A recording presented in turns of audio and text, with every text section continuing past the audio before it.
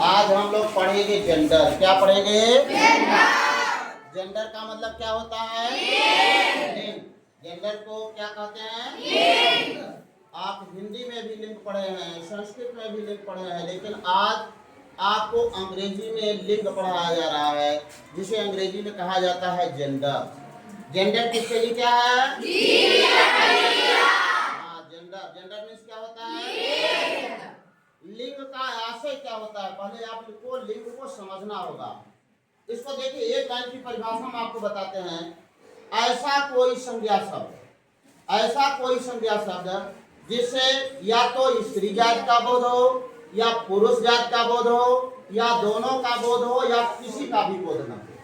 देखिए, या तो वह पुरुष का बोध हो, या तो स्त्री का बोध हो, या दोनों का बोध हो, या किसी का बोध न हो, तो उसे हम कहेंगे लिंग के अंतर्गत। अंग्रेजी में उसे में हम कहेंगे, क्या कहेंगे? लिंग के अंतर्गत जेंडर में शामिल करेंगे। देखिए, पहला हमारा इसके काइंड्स ऑफ जेंडर को अगर लेते हैं तो काइंड्स ऑफ जेंडर में जो हमारा पहला जेंडर है वो है हमारा मैस्कुलिन जेंडर। कौन सा जेंडर है? जोर से बोलिए, कौन सा जेंडर है? मैस्कुलिन जेंडर को कहा जाता है पुल्लिंग। क्या कहा जाता है? पुल्लिंग। क्या कहेंगे? पुल्लिंग। यानी ऐसा कोई संज्ञा शब्द जिससे पुरुष जाति का बोध होता है उसे हम कहेंगे मैस्कुलिन जेंडर। क्या कहेंगे? Masculine gender. अब पुरुष का मतलब समझ ही रहे हैं। अब उदाहरण देखना चाहे, जैसे मान लीजिए बॉय। बॉय मीन्स क्या होता है? लड़का। फादर। फादर मीन्स क्या होता है? उसी तरह से ग्रैंडफादर। ग्रैंडफादर मीन्स क्या होगा? उसी तरह से किंग। किंग मीन्स क्या होता है? राजा। उसी तरह से हॉर्स। हॉर्स मीन्स क्या होता है? घोड़ा। हॉर्स मीन्स क्या होगा? उसी तरह से डॉग। डॉग मीन्स क्या होगा? ये हमारे किस जेंडर में आएंगे?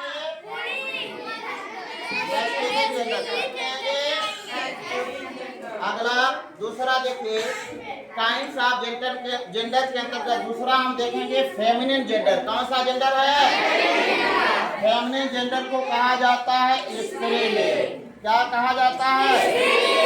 यानी ऐसा कोई संज्ञा शब्द जिससे स्त्री जाति का बोध हो, स्त्री जाति का बोध हो, उसे हम कहेंगे फेमिनिन जेंडर। क्या कहेंगे?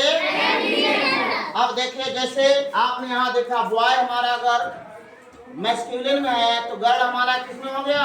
फेमिनिन में हो गया। उसी तरह से बुल मीन्स सांड होता है नहीं होता है, तो उसका फेमिनिन क्या हो जाएगा? राम हो जाएगा। उसी तरह से किंग माने क्या होता है? किंग माने क्या होगा? तो राजा का क्या हो जाएगा? तो हॉर्स मीन्स घोड़ा, तो मेयर मीन्स घोड़े। उसी तरह से बीट। डॉग मीन्स कुत्ता, तो बीच माने क्या हो जाएगा? ये हमारा कौन सा जेंडर होगा? Feminine gender. कौन सा जेंडर? उसी तरह से प्लीज सामने देखिए, तीसरा जेंडर हमारा जो है कॉमन जेंडर। कौन सा जेंडर है?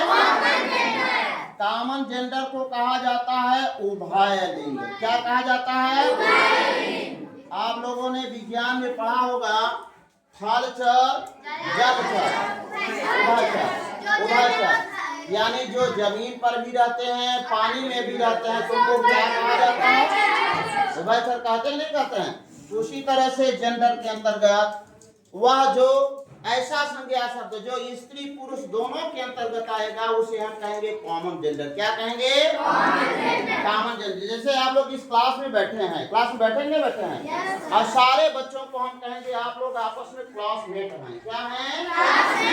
क्लासमेट में तो ऐसा तो है नहीं कि क्लासमेट में केवल बॉय आएंगे या गर्ल आएंगे, सब आपस में होते हैं। तो ये हमारे क्या हो जाएंगे? कौन सा जेंडर? उसी तरह से सारे बच्चों को एक साथ मिला करके कहा जाए चिल्ड्रेन। क्या कहा जाए? चिल्ड्रेन। तो चिल्ड्रेन हमारा कौन सा जेंडर हो जाएगा? Common gender. कौन सा हो जाएगा?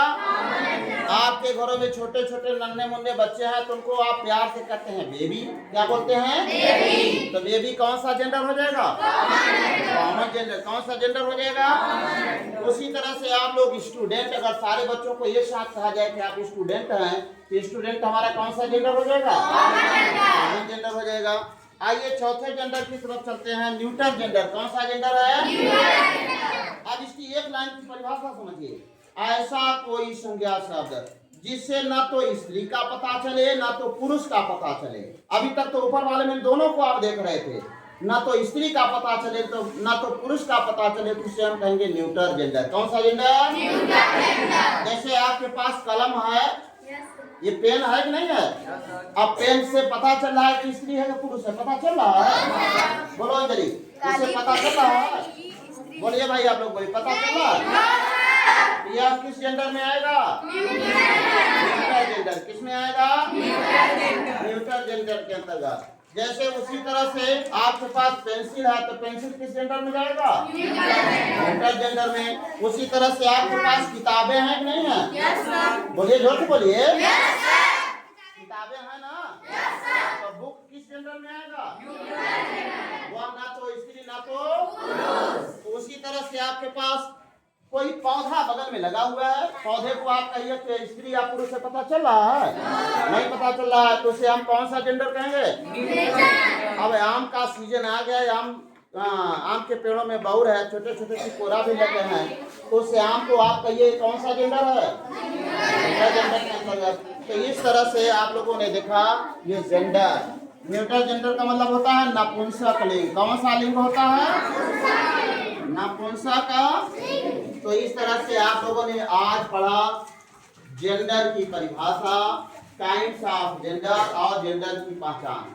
ध्यान दीजिए, कभी कभार कई ऐसे उदाहरण, ये जरूरी नहीं है, बहुत से उदाहरण आपको मिलेंगे जो कि मैस्कुलिन जेंडर से आप क्या कहते हैं, फेमिनिन जेंडर बनाने के लिए ESS का प्रयोग करते हैं, INE का प्रयोग करते हैं। जैसे मान लीजिए प्रिंस माने राजकुमार, प्रिंस माने क्या होगा? राजकुमार। तो प्रिंसेस माने क्या हो जाएगा? लायन माने शेर, लायन मीन्स क्या होता है? शेर की तरह गरजिए आप लोग, शेर की तरह। लायन मीन्स क्या होता है? लायनेस मीन्स क्या होगा? बहुत से ऐसे शब्द हैं जो INE जोड़ करके बनेगा। जैसे हीरो, हीरो माने नायक, हीरो का मैस्कुलिन, हीरोइन, उसका हीरो क्या हो जाएगा? हीरो का क्या हो जाएगा? तो इस तरह से आज आप लोगों ने सामान्य भाषा सरल तरीके से जेंडर को पहचाना। जेंडर को सब लोग पहचान गए? समझ भी गए? कितने बच्चों के समझ में आया? हाथ उठाइए। सब लोग जेंडर समझ गए? चलो मनीषा खड़े जाओ लोग। ये बताओ हीरो का मैस्कुलिन जेंडर क्या होगा? मैस्कुलिन। हाँ, हीरो तो मैस्कुलिन जेंडर है, उसका फेमिनिन बोलना है। हाँ,